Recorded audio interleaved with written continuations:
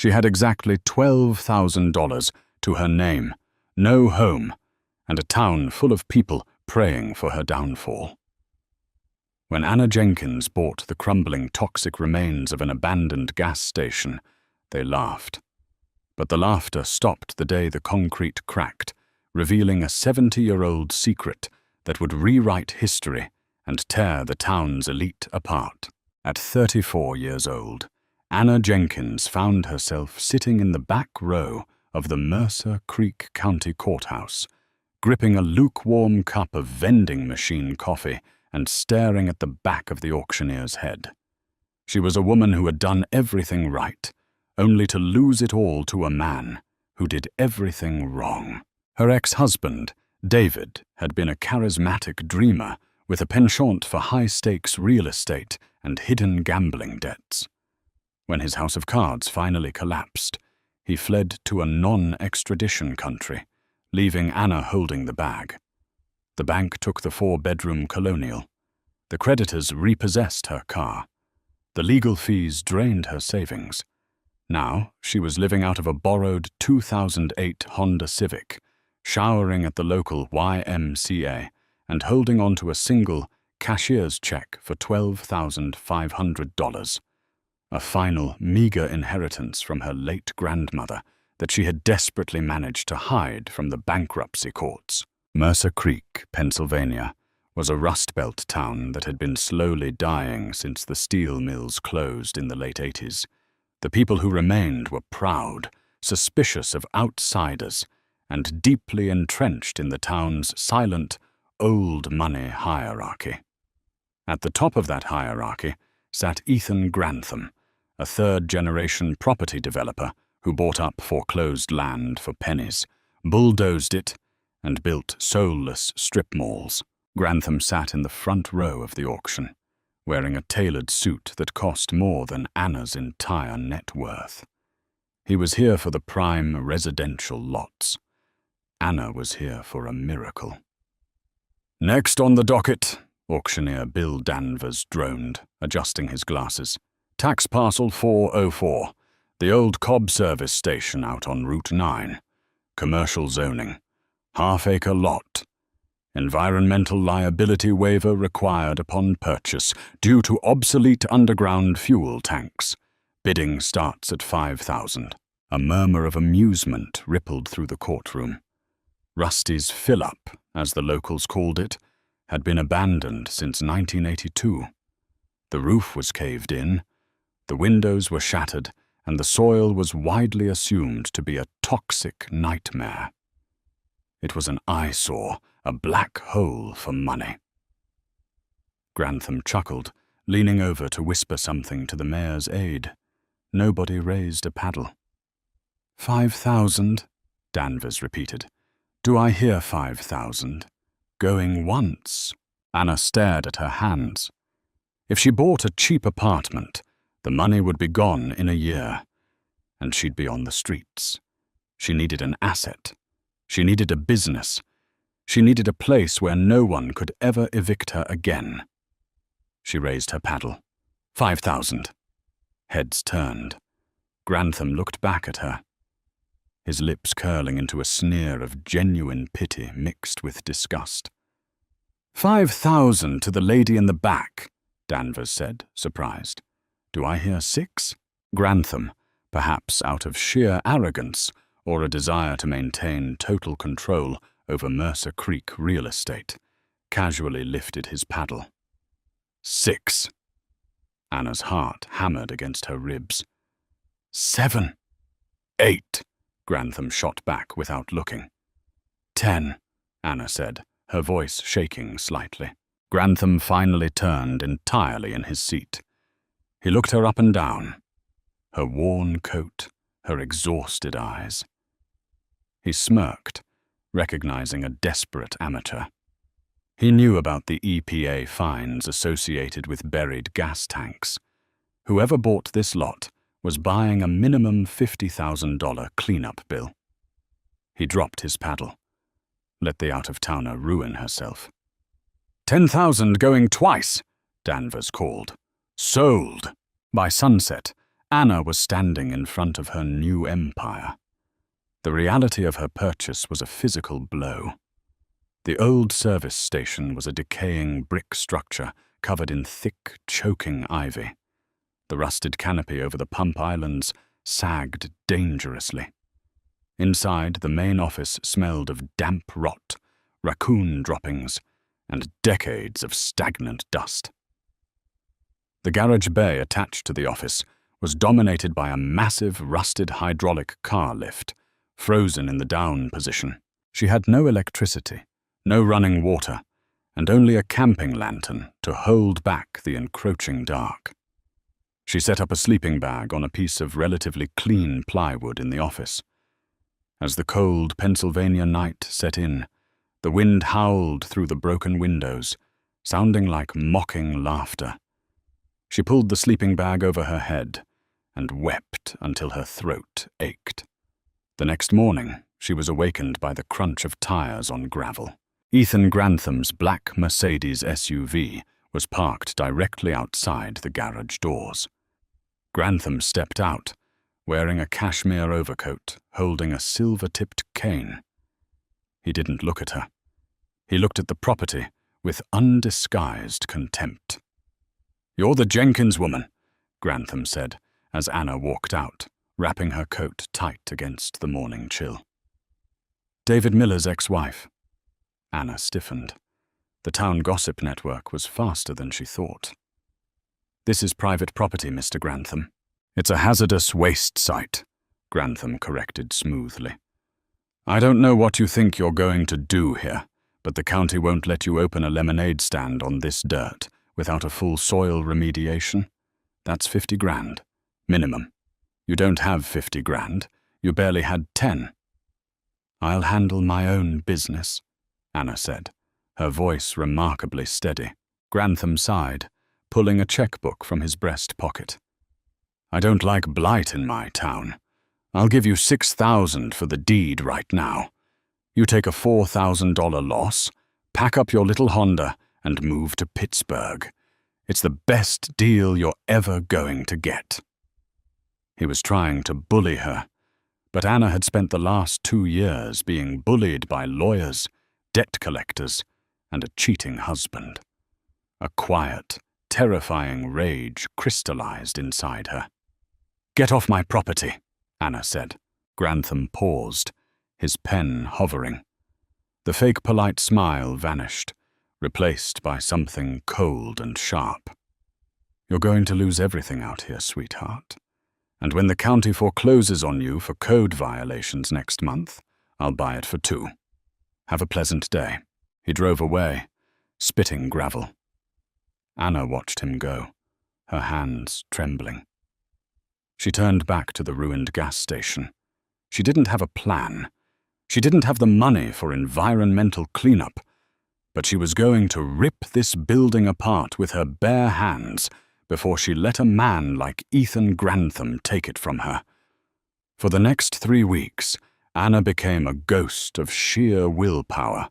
She spent her remaining $2,000 on a dumpster, basic tools, a portable generator, and heavy-duty trash bags. From dawn until midnight, she hauled away decades of debris. She ripped out the rotting drywall, tore up the moldy linoleum in the office, and scrubbed the brickwork until her knuckles bled. The town watched her from a distance. A few locals stopped by to gawk, treating her like a sideshow attraction. But Anna didn't stop. The physical labor was a drug, numbing the panic of her financial reality. By the 4th week, the station was completely gutted, leaving only the concrete shell. The biggest obstacle remaining was the service bay. The bay was a massive, high-ceilinged room designed for heavy automotive repair. In the center of the concrete floor sat the hydraulic lift, a massive steel H-frame designed to hoist cars into the air. It was heavily rusted, bolted into the concrete, and completely immovable. Anna needed it gone so she could potentially lease the space to a local mechanic, but scrapyards wanted a fortune to extract it. That Thursday, A massive spring thunderstorm rolled through Mercer Creek. The rain came down in sheets, hammering the tin roof and inevitably finding the dozens of leaks Anna hadn't yet been able to patch. Anna was sitting in her Honda, eating a cold can of soup, watching the water pour into the garage bay. She sighed, mentally preparing to spend the next day sweeping water out of the bay. But as she watched the puddles form in the beam of her headlights, she noticed something impossible. The floor of the garage bay was perfectly flat. Decades of settling should have created a massive pool of water in the center. But the water wasn't pooling. It was draining. Anna grabbed her flashlight and stepped out into the freezing rain, walking into the flooded garage. She waded toward the center, shining the beam at the base of the massive hydraulic lift.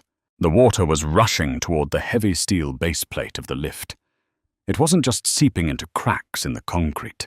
It was spiraling downward, as if being sucked into a void.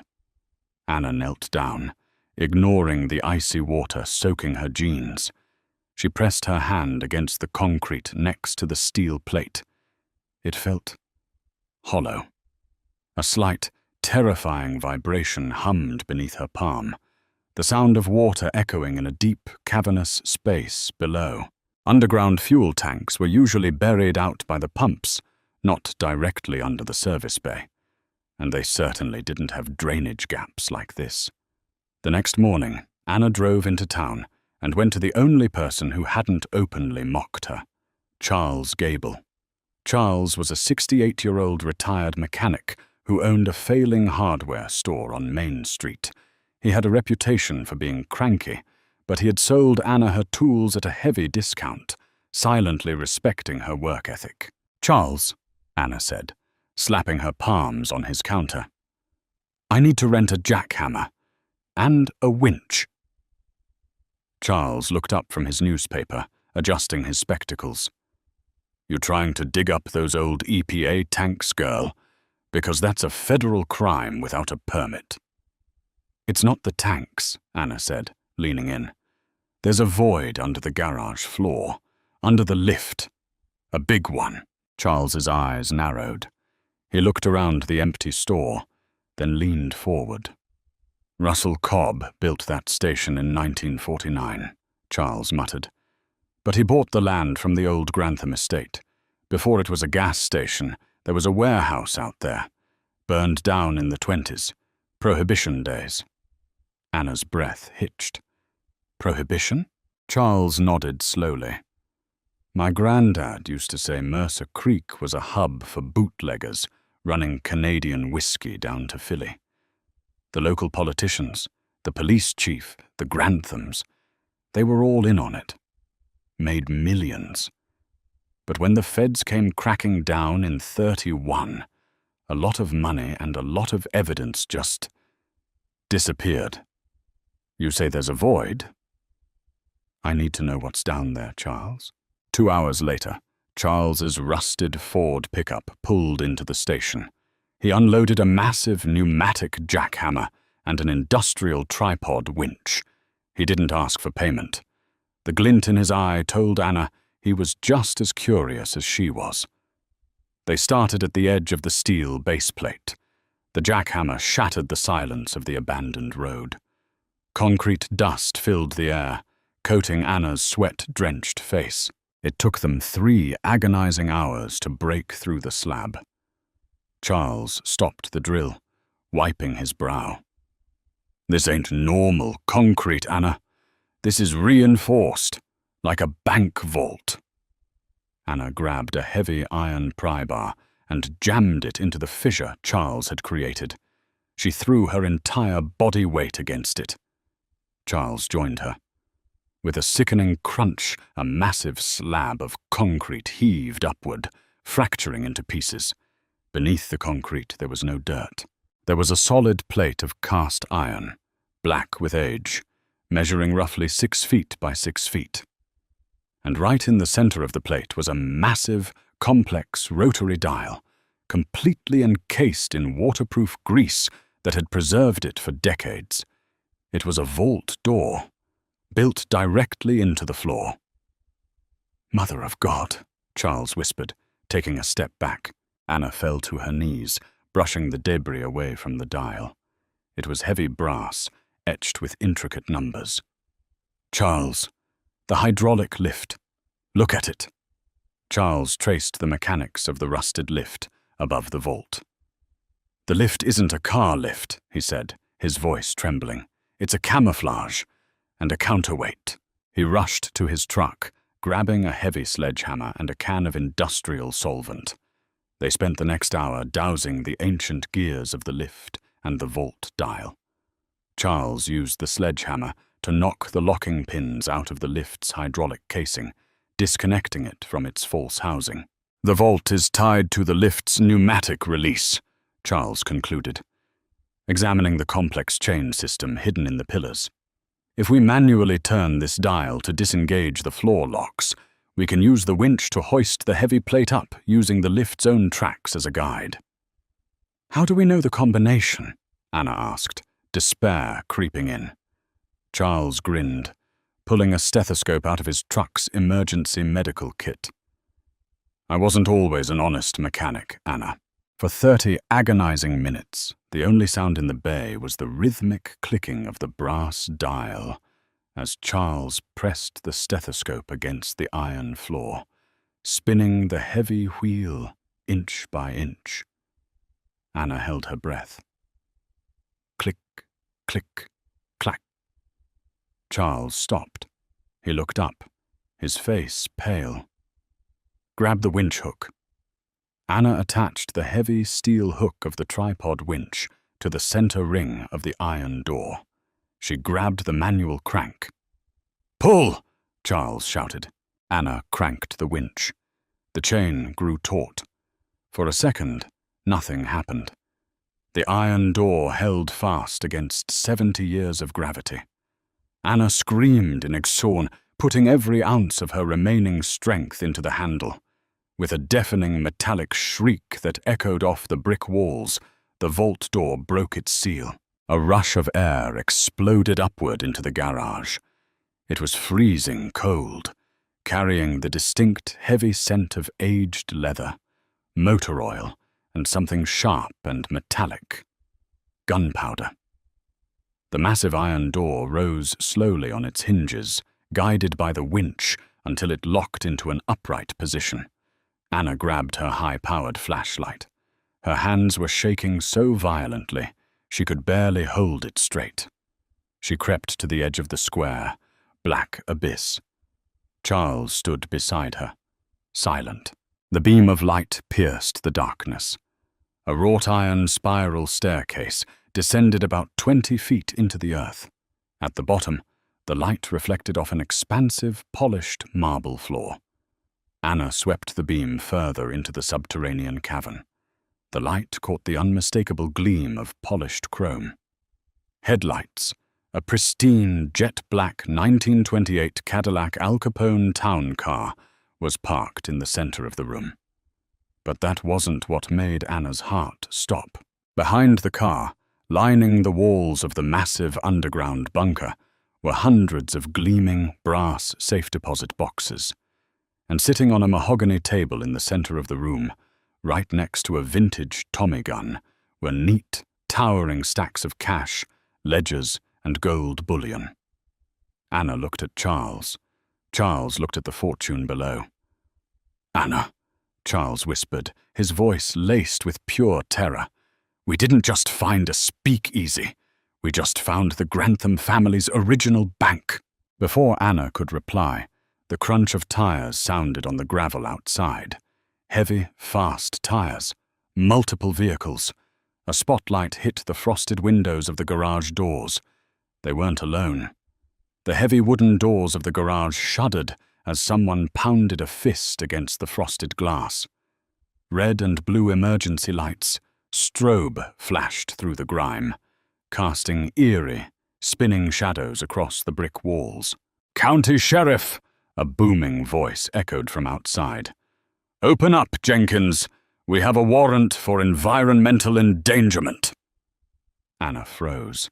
the high-powered flashlight shaking in her grip. She looked at Charles, whose face had drained of all color. "It's Sheriff Briggs," Charles whispered, his voice tighter than a rusted bolt. "He's been on Ethan Grantham's payroll since he was a deputy. Grantham must have realized what we were digging for." "He knew it was here?" Anna asked, panic finally piercing her steely resolve. "Grantham's grandfather built this vault," Charles said rapidly, moving toward the spiral staircase. "The family always knew the treasure was buried somewhere under the old Cobb lot, but the combination died with the old man in prison. Ethan has been waiting decades for this land to go to tax auction so he could tear it up quietly. You bought it out from under him, and now he's using Briggs to steal it back." A heavy mechanical thud echoed through the garage.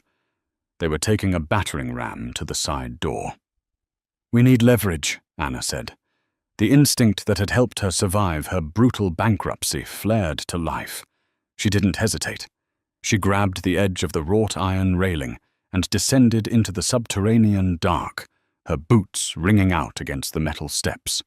"Anna, are you crazy?" Charles hissed, but he followed her down anyway. The air in the vault was thick and dead, preserving the silence of 70 years. Up close, the black 1928 Cadillac was immaculate, but Anna ignored the priceless antique. She bolted for the mahogany table in the center of the room. The stacks of Depression-era currency were crumbling, but the heavy, leather-bound ledgers were pristine, protected by the climate-controlled depths. Anna grabbed the first ledger and threw it open. It wasn't just a record of bootlegging profits. It was a weapon. The pages detailed decades of extortion. But more importantly, folded into the back of the ledger were dozens of pristine, notarized property deeds from the 1930s. Charles shined his flashlight over her shoulder. He gasped. "These are the original deeds to half the commercial district of Mercer Creek. The Granthams didn't buy this town. They foreclosed on desperate families during the Depression, hid the real deeds down here, and forged new municipal records." "This is proof of generational fraud," Anna realized, her heart hammering. "Every strip mall Ethan Grantham owns is built on stolen land." Above them, the side door of the garage splintered and gave way with a deafening crash. Heavy boots hit the concrete floor. "Spread out!" Sheriff Briggs yelled. "Grantham says the floor is open. Secure the perimeter." Anna shoved 3 of the heavy ledgers into her canvas tote bag, ignoring the gold bullion. Gold could be confiscated. Information was power. Footsteps echoed near the edge of the vault opening. The beam of a tactical flashlight swept down the spiral staircase, illuminating the edge of the Cadillac. "Hey, down here!" a deputy shouted. Anna looked wildly around the underground room. It was a concrete box. There was nowhere to hide. But as her flashlight beam swept the rear wall behind the wall of safe deposit boxes, Charles grabbed her arm. "Look at the masonry," Charles whispered urgently. "The bricks behind the boxes are laid in a straight stack, not interlocking. It's a false wall." Bootleggers never built a stash house with only one exit. Heavy footsteps began descending the iron stairs. "Sheriff, I see them," the deputy called out. Anna and Charles sprinted to the back wall. Charles threw his shoulder against a heavy wooden shelving unit that held a row of empty brass boxes. It groaned, then slid sideways on rusted iron casters set into the floor. Behind it lay a dark, narrow earthen tunnel, shored up with rotting timber. "Move, move, move!" Charles urged. Anna ducked into the tunnel, just as Sheriff Briggs reached the bottom of the stairs, his service weapon drawn. Ethan Grantham followed close behind him, his cashmere coat looking absurd in the dusty bunker. Grantham's eyes widened as he took in the gold, the car, and the cash. A look of rapturous greed washed over his face, instantly replaced by fury as he saw Anna slipping into the tunnel. "Stop them!" Grantham screamed, pointing his cane. "They have the books!" Briggs raised his weapon, but Charles kicked the heavy wooden shelving unit back into place with a violent shove, sealing the tunnel entrance. A split second later, a bullet splintered the wood, echoing like a cannon blast. Anna and Charles plunged into absolute darkness, relying only on Anna's flashlight. The tunnel smelled of wet clay and decaying roots. They ran, hunched over, the ceiling scraping their shoulders. The sounds of Briggs and Grantham tearing at the false wall faded behind them. "Where does this go?" Anna panted, clutching the canvas bag to her chest. "Towards the creek," Charles wheezed, his age catching up with him. "They used to load the Canadian whiskey onto riverboats in the dead of night." They stumbled through the claustrophobic passage for what felt like an eternity until they hit a dead end. A rusted iron grate covered in vines and mud. Through the gaps, the pale moonlight of the Pennsylvania night bled through. Anna dropped the bag and grabbed the grate with both hands. Adrenaline surged through her veins. With a feral scream, she threw her weight backward. The rusted hinges snapped, and the grate tumbled out into the muddy bank of Mercer Creek. They scrambled out into the freezing night air, gasping for breath. The abandoned service station sat a quarter-mile away, up a gentle hill, surrounded by police cruisers. "We need to get out of the county," Charles said, clutching his chest. "If Briggs catches us, we'll end up at the bottom of this creek." "We aren't running," Anna said, her voice turning into shards of ice. She pulled her soaking wet cell phone from her jacket pocket. Miraculously, the screen flickered to life. She didn't dial 911. She dialed the Federal Bureau of Investigation's field office in Philadelphia. The dawn broke over Mercer Creek like a shattered glass window. Sharp, cold, and revealing everything. Ethan Grantham stood in the center of the underground vault, surrounded by the illicit wealth of his ancestors. He was smoking a cigar, already calculating how to launder the antique bills and melt down the gold. Sheriff Briggs and his men had spent the night searching the woods, but Anna and Charles had vanished. "Don't worry about the woman," Grantham told Briggs, blowing smoke towards the ceiling. "She's a bankrupt nobody. Even if she goes to the press, no one will believe her. We'll say she trespassed, hallucinated, and fled the state. This vault never existed." "Mr. Grantham," a voice echoed from the top of the spiral stairs. It wasn't one of the deputies. Grantham looked up. Standing at the edge of the vault, silhouetted against the morning light, were 6 men in dark windbreakers with the letters FBI emblazoned across their backs. And standing right beside the lead agent, looking exhausted but fiercely triumphant, was Anna Jenkins. "Ethan Grantham," the lead agent called down, his voice echoing off the marble floor. "Drop the cigar. Keep your hands where we can see them." The color drained from Grantham's face. He looked at Sheriff Briggs, who immediately dropped his weapon and raised his hands, terrified of federal charges. "This is private property," Grantham shouted, his voice cracking with sudden desperation. "My property." "Actually," Anna said, her voice carrying clearly down the shaft, "I hold the deed to this parcel, and everything underneath it." The raid was swift and merciless.